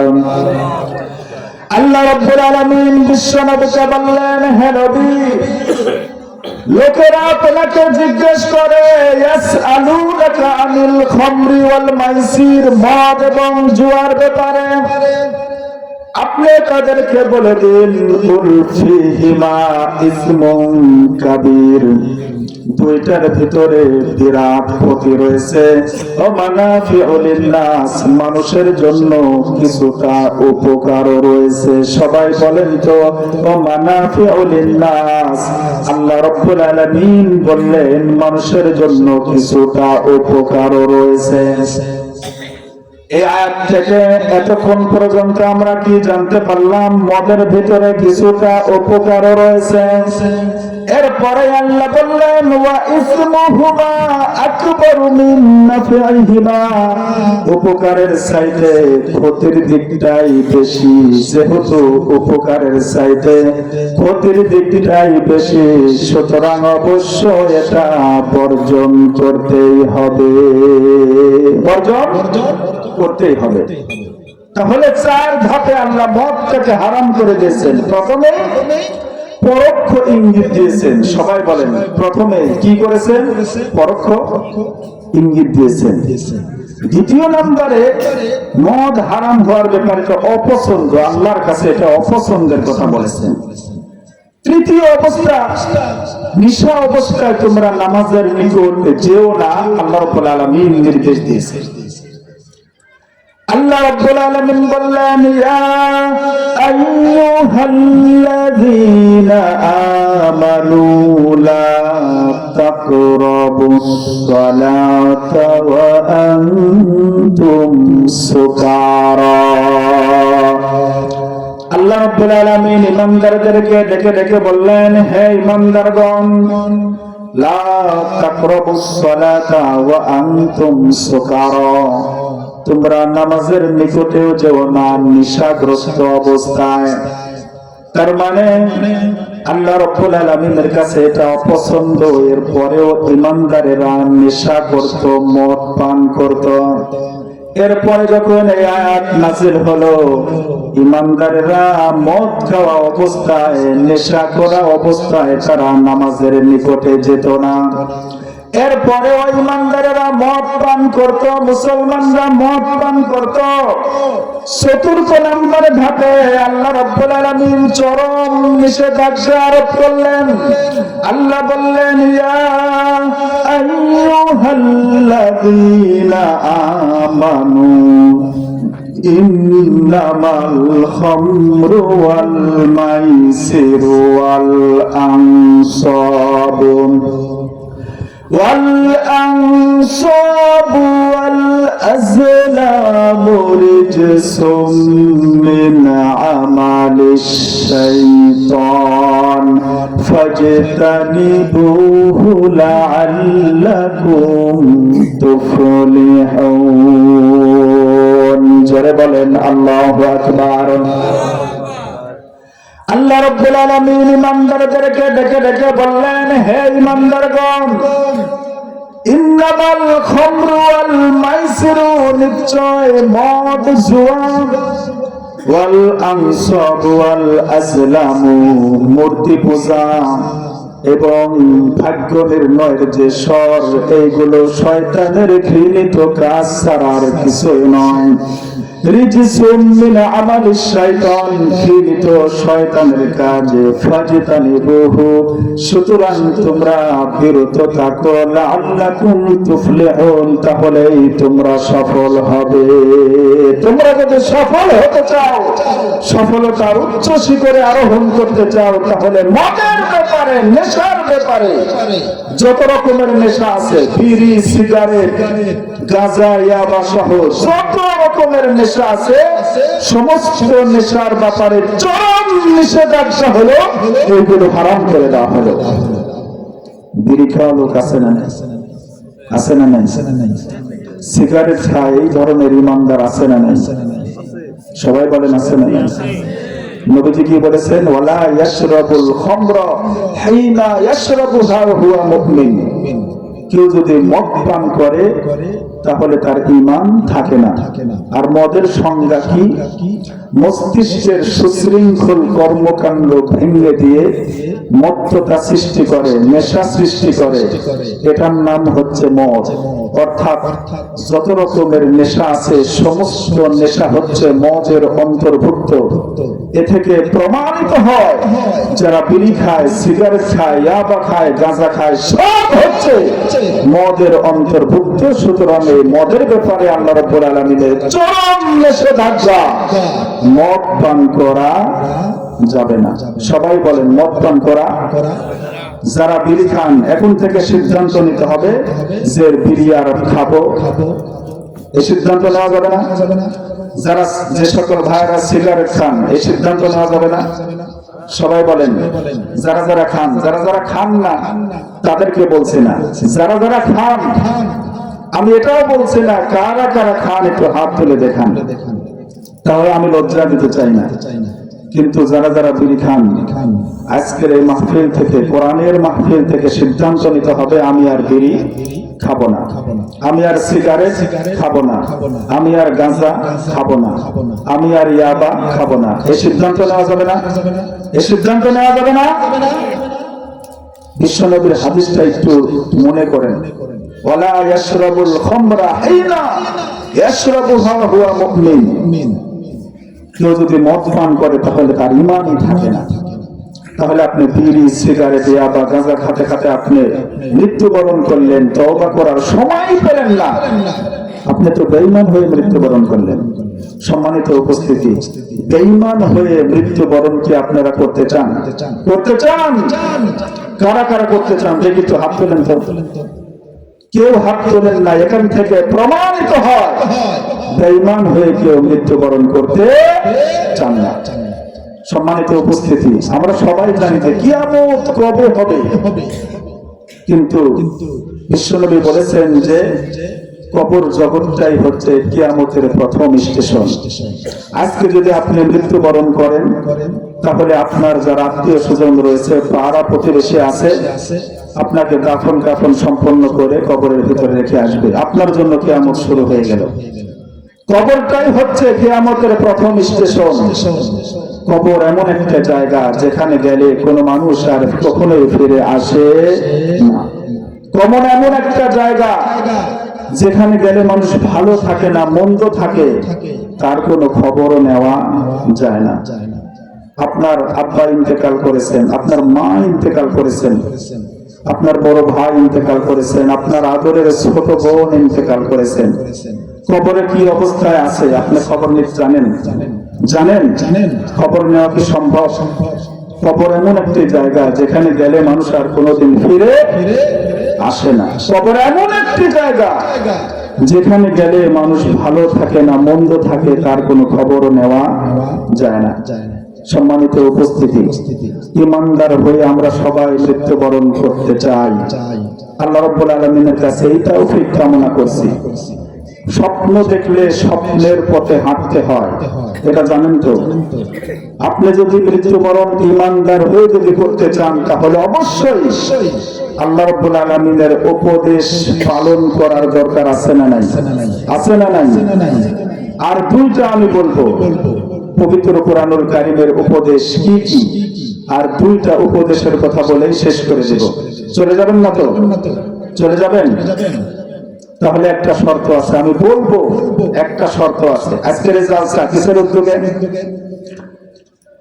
খাদিজাতুল কুবরা রাদিয়াল্লাহু তাআলা আনহা মসজিদের উন্নতি করবে, ঠিক কিনা?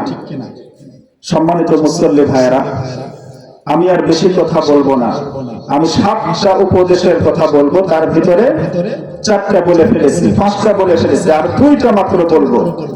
তার আগে এই মসজিদের জন্য আল্লাহ রাব্বুল আলামিনের কোন কোন বান্দা আছেন 10,000 টাকা করে দিবেন? আপনারা 10 জন দাঁড়াবেন, 10,000 টাকা করে দান করবেন। জান্নাতের সার্টিফিকেট প্রাপ্ত, সুসংবাদ প্রাপ্ত সাহাবী কয়জন বলেন তো? 10 জন। আরো সাহাবী আছে, কিন্তু আল্লাহ রাব্বুল আলামিন এই 10 জনকে বিশেষভাবে সুসংবাদ দিয়েছেন। সুতরাং ওই 10 জনের সাথে আপনারা জান্নাতে থাকতে চান না? কারা কারা জান্নাতে থাকতে চান আমি দেখতে চাই। আপনারা 10 জন আসবেন, যারা 10,000 টাকা করে আল্লাহ রাব্বুল আলামিনের ঘরের জন্য দান করবেন। মানসিক ভাবে প্রস্তুতি নেন। লিল্লাহি তাকবীর, লিল্লাহি তাকবীর। মৃত্যু হারেজান বিবির জন্য তার নাতি 1,000 টাকা, জোরে বলেন মারহাবা। রব্বুল আলামিন মৃত্যু হারেজান বিবির জন্য তার নাতি 1,000 টাকা দান করেছে। রব্বুল আলামিন তার নাতির দানকে তোমার দরবারে কবুল আর মঞ্জুর করে নাও। রব্বুল আলামিন বিবি হারেজান বিবির কবরটা তুমি জান্নাতুল ফিরদাউসের একটি টুকরো বানিয়ে দাও, জোরে বলো না আমিন। লিল্লাহি তাকবীর, লিল্লাহি তাকবীর। আল্লাহ রাব্বুল আলামিনের একজন গোলাম নাম বলতে নিষেধ করেছেন, 5,000 টাকা, জোরে বলেন মারহাবা। রব্বুল আলামিন তোমার একজন গোলাম তোমার ঘর মসজিদের জন্য 5,000 টাকা দান করেছে। রব্বুল আলামিন তুমি তোমার বান্দার দানকে তোমার দরবারে কবুল আর মঞ্জুর করে নাও। রব্বুল আলামিন তোমার কোন বান্দা দান করেছে এটা আমরা দুনিয়ার কোনো মানুষ জানি না, কিন্তু তোমার কিন্তু অজানা নাই। রব্বুল আলামিন তোমার যে বান্দা দান করেছে তার দানটাকে তুমি তোমার দরবারে কবুল আর মঞ্জুর করে নাও। তার জীবনের গুনাহ তুমি মাফ করে দাও। তার আত্মীয় স্বজন যারা অন্ধকার কবরে চলে গেছে মাবুদ, তাদের কবরগুলো তুমি জান্নাতুল ফিরদাউসের একটি করে টুকরো বানিয়ে দাও, জোরে বলো না আমিন। আসুন প্রিয় ভাইরা, আল্লাহ রাব্বুল আলামিনের ঘরের জন্য দান করতে হবে। আল্লাহ রাব্বুল আলামিন পবিত্র কোরআনুল কারীমের ভিতরে যত জায়গায় মুমিনের গুণাবলী বর্ণনা করেছেন, তার ভিতরে গুরুত্বপূর্ণ যে কথা বলেছেন, অমিম্মা রাযাকনাহুম ইউনফিকুন। আল্লাহ বললেন আমি যে তোমাদেরকে রিজিক দিয়েছি, সেই প্রদত্ত রিজিক থেকে তোমরা একমাত্র আল্লাহ রাব্বুল আলামিনের পথে ব্যয় করো। বিশ্বনবীর হাদিসের ভিতরে রয়েছে আল্লাহর পক্ষ থেকে প্রতিদিন 2 জন করে ফেরেশতা নাযিল হয়। একজন ফেরেশতা দানকারীর জন্য মঙ্গল কামনা করে আল্লাহর কাছে দোয়া করে, আর আরেকজন ফেরেশতা যে ব্যক্তি কৃপণতা করে, দান করে না, ফকির মিসকিনদেরকে দান করে না, আল্লাহর ঘর মসজিদে দান করে না, তাদের জন্য ধ্বংস কামনা করে দোয়া করতে থাকে। সম্মানিত উপস্থিতি, আল্লাহ রাব্বুল আলামিনের ঘর, এই ঘরের জন্য যদি আপনি দান করেন তাহলে আল্লাহ রাব্বুল আলামিন জান্নাতের ভিতরে আপনার জন্য ঘর তৈরি করে দেবেন ইনশাআল্লাহ। লিল্লাহি তাকবীর, লিল্লাহি তাকবীর। নজরুল মাস্টার 1000 টাকা, জোরে বলেন মারহাবা। রব্বুল আলামিন তোমার বান্দা নজরুল মাস্টার তোমার ঘর মসজিদে 1000 টাকা দান করেছে। আল্লাহ তুমি তোমার বান্দা নজরুল মাস্টারের দানকে তোমার দরবারে কবুল আর মঞ্জুর করে নাও। রব্বুল আলামিন তার জীবনের গুনাহগুলো তুমি মাফ করে দাও। তার আত্মীয় স্বজন যারা অন্ধকার কবরে চলে গেছে তাদের সবাইকে মাফ করে দিয়ে কবরগুলো তুমি জান্নাতুল ফেরদাউসের একটি করে টুকরো বানিয়ে দাও। জোরে বলো না আমিন, আরো জোরে বলো না আমিন। আসুন প্রিয় ভাইরা, আল্লাহর ঘর মসজিদের জন্য আল্লাহর কোন কোন বান্দা আছেন 10,000 টাকা করে দান করবেন। নগদ দিতে হবে, ব্যাপারটা এই না, আপনারা বাকি তো লেখাতে পারবেন, পরবর্তীতে দিবেন ইনশাআল্লাহ। 10,000 টাকা করে আমি 10 জন ব্যক্তি চেয়েছি। আল্লাহর কোন কোন বান্দা আছেন আমি আল্লাহর কাছে দোয়া করব, যারা আল্লাহ রাব্বুল আলামিন তোমার প্রশংসিত বান্দা হয়েছেন, সুসংবাদ প্রাপ্ত বান্দা হয়েছেন, পুরস্কার প্রাপ্ত বান্দা হয়েছেন, তাদের সাথে যেন জান্নাতের ভিতরে তাদেরকে থাকার জায়গা তুমি করে দাও। আল্লাহর কাছে দোয়া করব। সুতরাং আসুন, আল্লাহর কোন কোন বান্দা আছে 10,000 করে টাকা আল্লাহর ঘর মসজিদের জন্য দান করবেন। 5,000 1,000 করে টাকা কারা কারা দিবেন আল্লাহ রাব্বুল আলামিনের ঘরের জন্য? একটু আসুন প্রিয় ভাইরা, একটু আসুন।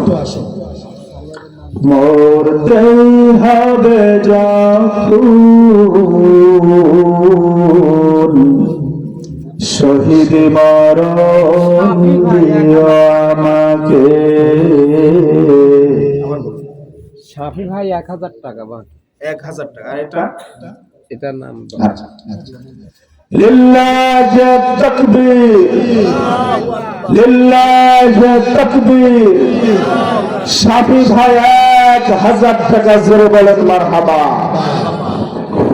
রব্বুল আলামিন তোমার বান্দা শাফি তোমার ঘর মসজিদে 1000 টাকা দান করেছে। আল্লাহ তোমার বান্দার দানকে তোমার দরবারে কবুল আর মঞ্জুর করে নাও। রব্বুল আলামিন তার মনের নেক আশা আকাঙ্ক্ষা তুমি পূর্ণ করে দাও। রব্বুল আলামিন এই দানের ওসিলায় কাল কিয়ামতের ময়দানে আল্লাহ তুমি জান্নাতুল ফেরদাউসের ভিতরে বসার তুমি সুযোগ তৈরি করে দিও। জোরে বলো না আমিন। একটু জিকির করেন সুবহানাল্লাহ, আলহামদুলিল্লাহ, লা ইলাহা ইল্লাল্লাহ, লা ইলাহা ইল্লাল্লাহ। নেই কেহ নেই, নেই কেহ নেই আল্লাহ সারা, ইল্লাল্লাহ ইল্লাল্লাহ, লা ইলাহা ইল্লাল্লাহ, জোরে লা ইলাহা ইল্লাল্লাহ, লা ইলাহা ইল্লাল্লাহ, মুহাম্মাদুর রাসূলুল্লাহ সাল্লাল্লাহু আলাইহি ওয়াসাল্লাম। আসুন প্রিয় ভাইরা, আল্লাহ রাব্বুল আলামিনের ঘরের জন্য 5000 টাকা করে কোন কোন বান্দা আছে? দুইজন যুবক দান করছে 300 টাকা। লিল্লাহি তাকবীর, লিল্লাহি তাকবীর। তোমার দুইজন যুবক 300 টাকা, জোরে বলেন মারহাবা। আমির ভাইয়ের মা অসুস্থ, দোয়া চাইছে। লিল্লাহি তাকবীর। জনাব আমির ভাই 500 টাকা, জোরে বলেন মারহাবা। রব্বুল আলামিন তোমার দুইজন যুবক 300 টাকা দান করেছে। রব্বুল আলামিন তোমার আরেকজন বান্দা 500 টাকা দান করে তার মা জননীর জন্য দোয়া চায়। রব্বুল আলামিন তুমি তোমার বান্দার দানকে তোমার দরবারে কবুল আর মঞ্জুর করে নাও। রব্বুল আলামিন তার মাকে তুমি সুস্থতা দান করে দাও। রব্বুল আলামিন তার মা সুস্থ হয়ে যেন তোমার প্রত্যেকটা ইবাদত বন্দেগী একাগ্র চিত্তে তোমাকে ভয় করে করতে পারে, সে তৌফিক তুমি দান করে দাও। জোরে বলো না আমিন। রব্বুল আলামিন তোমার দুইজন যুবক বান্দা কিছু টাকা দান করেছে, তোমার দুইজন যুবক বান্দার দানকে তোমার দরবারে কবুল আর মঞ্জুর করে নাও। রব্বুল আলামিন কাল কিয়ামতের ময়দানে তোমার যুবক যে বান্দা জারির, সেই জারিরের সাথে জান্নাতের ভিতরে থাকার সৌভাগ্য অর্জন করার তৌফিক দান করে দাও। জোরে বলো না আমিন। ও আমার মা প্রিয় মা জননী, হারিয়ে যেও না কভু তুমি। ও আমার মা প্রিয় মা জননী, হারিয়ে যেও না কভু তুমি। তোমার পরে জানি আরশ জানি, জানিয়ে দিলে লো আরশ জানি। ও আমার মা প্রিয় মা জননী, হারিয়ে যেও না কভু তুমি। অনেকের মা ইন্তেকাল করেছেন, সে মায়ের জন্য আসুন আল্লাহ রাব্বুল আলামিনের ঘরের জন্য একটু দান করুন। আল্লাহর ঘরের জন্য দান করে আপনি যেমন সৌভাগ্যের অর্জন করবেন, সৌভাগ্যের অধিকারী হবেন, ঠিক তেমনি আপনার মাকে আল্লাহ রাব্বুল আলামিন এই দানের জন্য মাফ করে দিতে পারেন। সুতরাং অনেকের আব্বা ইন্তেকাল করে কবরের জগতে চলে গেছেন, অনেকের আদরের ছোট বোন ইন্তেকাল করেছেন, কবর জগতের ভিতরে চলে গেছেন। আসুন তাদের জন্য একটু দান করে আল্লাহ রাব্বুল আলামিনের কাছে ক্ষমা চান, একটু দোয়া চান। আল্লাহ রাব্বুল আলামিন এই দানের বদলতে তাদেরকে মাফ করে দেবেন, ক্ষমা করে দেবেন। সম্মানিত উপস্থিতি, এখনো যারা মানসিকভাবে প্রস্তুতি নেননি আল্লাহর ঘর মসজিদ উন্নয়নের জন্য, আপনারা আসুন, কান করুন আর আমার কথা শুনুন। আমি বলছিলাম যে পবিত্র কোরআনুল কারীমের 7টা উপদেশের কথা আমি বলতে চেয়েছিলাম, 5টা উপদেশের কথা বলেছি, আর 2টা বলে শেষ করে দেব, আর 2টা বলে শেষ করে দেব। এই 2টা না বলে না শুনে আপনারা যাবেন না তো ইনশাআল্লাহ। এই 2টা শুনে যাব আমরা সবাই। 6 নম্বরে সুদ ছেড়ে দাও। যারা সুদের কারবারের ভিতরে রয়েছেন, আল্লাহ রাব্বুল আলামিনের নির্দেশ হচ্ছে সুদের কারবারের ভিতরে যাওয়া যাবে না। মিল্টন তার বাপ মায়ের জন্য দোয়া চাইছে, মারা গেছে। মিল্টন, লিল্লাহি তাকবীর, লিল্লাহি তাকবীর। হযরত ভাইয়ের ছেলে, মরহুম হযরত ভাইয়ের ছেলে মিল্টন 1000 টাকা জোরে বলেন মারহাবা। রব্বুল আলামিন প্রিয় ভাই হযরত ভাই, আমার আত্মীয় হযরত ভাই, তার ছেলে মিল্টন 1000 টাকা দান করেছে। রব্বুল আলামিন তুমি তোমার বান্দা মিল্টনের দানকে তোমার দরবারে কবুল আর মঞ্জুর করে নাও। রব্বুল আলামিন আমার একজন প্রিয় মানুষ ছিলেন হযরত ভাই, সে কবরের জগতে চলে গেছে। মাবুদ তুমি তাকে মাফ করে দাও। এই দানের ওসিলায় আল্লাহ তুমি তার কবরটা জান্নাতুল ফেরদাউসের একটি টুকরো বানিয়ে দাও। জোরে বলো না আমিন। আল্লাহ রাব্বুল আলামিন সুদ সম্পর্কে বললেন, ইয়া আইয়ুহাল্লাযীনা আমানু তাকুল্লাহা ওয়া যারু মা বাকিয়া মিনার রিবা ইন কুনতুম মুমিনিন। আল্লাহ রাব্বুল আলামিন ইমানদারদেরকে ডেকে ডেকে বললেন, হে ইমানদারগণ, ইত্তাকুল্লাহ, তোমরা আল্লাহ রাব্বুল আলামিনকে ভয় করো। ওয়াজারু মা বাকিয়া মিনার রিবা, সুদের যে বাকি টাকা রয়ে গেছে সেগুলো তোমরা ছেড়ে দাও। রিবা শব্দের অর্থ হলো সুদ। সবাই বলেন তো রিবা শব্দের অর্থ কি? আল্লাহ বললেন সুদ ছেড়ে দাও। ইন কুনতুম মুমিনিন, যদি তোমরা মুমিন হও। তাহলে সবাই যদি মুমিন দাবি করেন, তাহলে আল্লাহ রাব্বুল আলামিনের উপদেশ উপদেশ, কোরআনের উপদেশ, 6 নাম্বার উপদেশ হলো অবশ্যই সুদ ছেড়ে দিতে হবে। রাজি আছেন তো? যারা যারা সুদের সাথে সম্পৃক্ত আছে, আজ থেকে সিদ্ধান্ত নিতে হবে সুদের কারবার যতদিন আল্লাহ রাব্বুল আলামিন হায়াত দেন, সুদের কারবার আর করব না।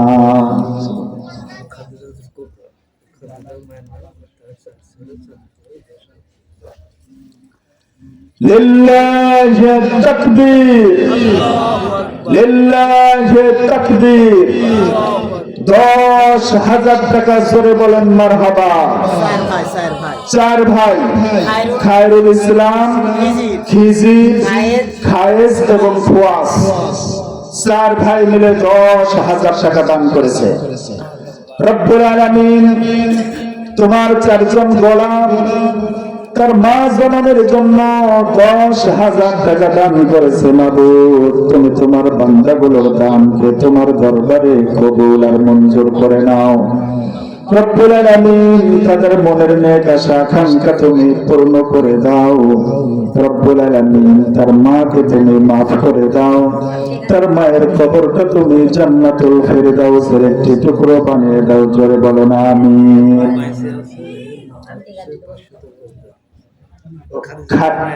খায়রুলের মা হচ্ছে খাদিজা, বেঁচে আছে। আচ্ছা আচ্ছা, 5 শতক জমিও দান করেছে। রব্বুল আলামিন খায়রুলের মা জননী খাদিজা, তিনি বেঁচে আছেন, 5 শতক জমিও দান করেছে। রব্বুল আলামিন তুমি তোমার এই বান্দির দানকে তোমার দরবারে কবুল আর মঞ্জুর করে নাও। রব্বুল আলামিন তোমার এই বান্দিকে আল্লাহ যখন সে মৃত্যুবরণ করবে ঈমানের সহিত মৃত্যু দান করো। জোরে বলো না আমিন, আরো জোরে বলো না আমিন। সুবহানাল্লাহ ওয়ালহামদুলিল্লাহ লা ইলাহা ইল্লাল্লাহ লিল্লাহি তাকবীর। জনাব আলাল 1000 টাকা জোরে বলেন মারহাবা। রব্বুল আলামিন তোমার বান্দা আলাল তার মায়ের জন্য 1000 টাকা দান করেছে। রব্বুল আলামিন তুমি তোমার বান্দা আলালের দানটা তোমার দরবারে কবুল আর মঞ্জুর করে নাও। রব্বুল আলামিন তার আব্বাকে তুমি মাফ করে দাও। তার আব্বার কবরটা তুমি জান্নাতুল ফেরদাউসের একটি টুকরো বানিয়ে দাও। জোরে বলো না আমিন। প্রিয় ভাইরা আসুন, যারা দান করছেন না নিজেদেরকে খুব চালাক মনে করছেন, নিজেরা দান করছেন না, দান করার সিদ্ধান্ত এখনো নেননি, নিজেদেরকে খুব চালাক মনে করছেন। আপনি কার জন্য এই সম্পদ তৈরি করেছেন? আল্লাহ বললেন ইয়াউমা লা ইয়ানফাউ মালুন ওয়ালা বানুন, সেই দিন আসার আগেই দান করো যেদিন কোনো বেচাকেনা থাকবে না। আপনি যখন কবর জগতে যাবেন সেখানে কোনো ঘুষ থাকবে? সেখানে কোনো বেচাকেনা থাকবে? সেখানে কোনো বেচাকেনা থাকবে না। কাল কিয়ামতের ময়দানে কোনো বেচাকেনা থাকবে না।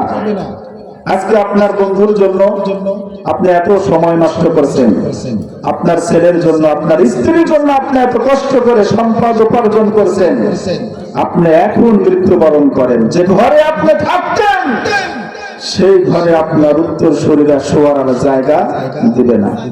সর্বোচ্চ হলে রাতটুকু পাড়ি দেওয়ার জন্য বারান্দাতে উঠাইতে পারে। আপনি যে বিছানাতে রাত কাটাইতেন, ঘুমাইতেন, ওই বিছানাতে কিন্তু আপনার সন্তানরাও থাকতে দিবে না, আপনার প্রিয়তমা স্ত্রীও কিন্তু থাকতে দিবে না। সুতরাং আপনি মৃত্যুবরণ করবেন একদিন। আপনার কবর জগৎটা সুন্দর করার জন্য, আলোকিত করার জন্য, আল্লাহর কাছ থেকে পুরস্কার পাওয়ার জন্য, সফলতার উচ্চ শিখরে আরোহণ করার জন্য, জান্নাতের ভিতরে ঘর উপহার পাওয়ার জন্য আল্লাহ রাব্বুল আলামিনের ঘরের জন্য একটু দান করুন। সালমান তার মা বাইসে আছে কিন্তু দোয়া চাইছে তার না। লিল্লাহি তাকবীর। সালমান তোমার বান্দা সালমান 500 টাকা জোরে বলেন মারহাবা। রব্বুল আলামিন তোমার বান্দা সালমান তোমার ঘর মসজিদের জন্য 500 টাকা দান করেছে। রব্বুল আলামিন তুমি তোমার বান্দার দানকে তোমার দরবারে কবুল আর মঞ্জুর করে নাও। রব্বুল আলামিন তার আব্বা অসুস্থ, তাকে তুমি সুস্থতা দান করে দাও। জোরে বলো না আমিন। রব্বুল আলামিন তোমার বান্দার 2 বস্তা সিমেন্ট দান করেছে। রব্বুল আলামিন তুমি তোমার বান্দা রিয়াদের দানকে তোমার দরবারে কবুল আর মঞ্জুর করে নাও। তার মনের নেক আশা আকাঙ্ক্ষা তুমি পূর্ণ করে দাও। জোরে বলো না আমিন, আরো জোরে বলো না আমিন। আর কেউ আছেন? আর কেউ আছেন যারা 500, 100, 10 টাকা, 50 টাকা করে দান করবেন? তাদের জন্য আল্লাহ রাব্বুল আলামিনের কাছে দোয়া করব। আপনারা আসুন। আমি বলছিলাম কোরআনের 6 নম্বরে উপদেশ, সুদের কারবার করা যাবে না, সুদ ছেড়ে দিতে হবে। সুদ ছেড়ে দিতে হবে। যারা সুদী প্রতিষ্ঠানে চাকরি করেন, চাকরি ছেড়ে দিতে হবে। যারা সুদ দেন ছেড়ে দিতে হবে। যারা সুদের টাকা নিয়েছেন ছেড়ে দিতে হবে। স্বেচ্ছাসেবক ভাইরা, আপনারা মা বোনদের কাছে চলে যান, ব্যাগ নিয়ে চলে যান। আর মা বোন যারা আছেন, যে সকল ভাই মসজিদের পক্ষ থেকে ব্যাগ নিয়ে যাচ্ছে, আপনারা একটু টাকা পয়সা একটু বের করে রেডি করে রেখে দেন। ব্যাগ যাওয়ার সঙ্গে সঙ্গে টাকা পয়সা গুলো দিয়ে সহযোগিতা করবে, একটু বেশি বেশি করে দিবেন। মা বোনেরা আপনারা টাকা পয়সা বের করে রেডি করে রেখে দিন। যারা যে সকল ভাইরা মসজিদের পক্ষ থেকে আপনাদের কাছে ব্যাগ নিয়ে যাচ্ছে, টাকা পয়সা গুলো দিয়ে সহযোগিতা করুন। আমার মা আজকেই মারা গেছে। এই মাগরিব পরে জানাজা হয়েছে। আমার মায়ের জন্য একটু সানোয়ার হোসেন। লিল্লাহি তাকবীর, লিল্লাহি তাকবীর। জনাব সানোয়ার হোসেন 1000 টাকা, জোরে বলেন মারহাবা। রব্বুল আলামিন সানোয়ার ভাই তোমার ঘর মসজিদে 1000 টাকা দান করে তার মা জননীর জন্য দোয়া চায়। রব্বুল আলামিন তার মা জননী আজকে ইন্তেকাল করেছেন। রব্বুল আলামিন সানোয়ার ভাইয়ের মাকে তুমি মাফ করে দাও। সানোয়ার ভাইয়ের মায়ের কবরটা তুমি প্রশস্ত করে দাও। সানোয়ার ভাইয়ের মায়ের কবরটা তুমি জান্নাতুল ফেরদাউসের একটি টুকরো বানিয়ে দাও। জোরে বলো না আমিন। আমি বলছিলাম কোরআনের 6 নম্বরে উপদেশ, সুদ ছেড়ে দেওয়া। সুদের 1 নম্বরে ভয়াবহ অবস্থা হচ্ছে, সুদের 1 নম্বরে ভয়াবহ অবস্থা হচ্ছে সুবহানের মা বাপ মারা গেছে, 3000 টাকা বাকি দান করছে। সুবহানের মা তো আজই মারা গেছে। লিল্লাহি তাকবীর, লিল্লাহি তাকবীর। জনাব আব্দুস সুবহান 3000 টাকা, জোরে বলেন মারহাবা। রব্বুল আলামিন সানোয়ার ভাইয়ের ভাই আব্দুস সুবহান তার মা জননীর জন্য 3000 টাকা দান করেছে। রব্বুল আলামিন আব্দুস সুবহান ভাইয়ের দানগুলোকে তুমি তোমার দরবারে কবুল আর মঞ্জুর করে নাও। রব্বুল আলামিন তার মাকে তুমি মাফ করে দাও। রব্বুল আলামিন তার মায়ের কবরের হিসাবটা তুমি সহজ করে দাও। তার মার কবরটা তুমি জান্নাতুল ফেরদাউসের একটি টুকরো বানিয়ে দাও। জোরে বলো না আমিন। মোস্তফা ভাই 500 টাকা দান করেছে। রব্বুল আলামিন মোস্তফা ভাইয়ের দানকে তোমার দরবারে কবুল আর মঞ্জুর করে নাও। তার মনের নেক আশা আকাঙ্ক্ষা তুমি পূর্ণ করে দাও। রব্বুল আলামিন মোস্তফা ভাইয়ের যত আত্মীয় স্বজন অন্ধকার কবরে চলে গেছে, তুমি তাদের সবাইকে মাফ করে দাও।